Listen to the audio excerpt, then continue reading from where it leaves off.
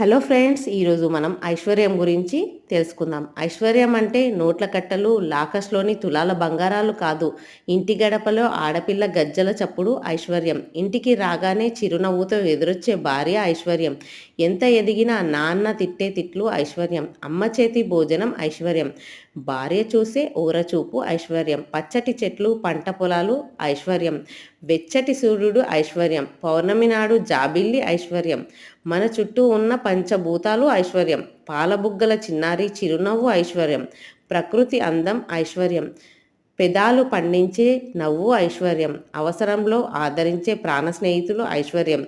బుద్ధి కలిగిన బిడ్డలు ఐశ్వర్యం. బిడ్డలకొచ్చే చదువు ఐశ్వర్యం. భగవంతుడిచ్చిన ఆరోగ్యం ఐశ్వర్యం.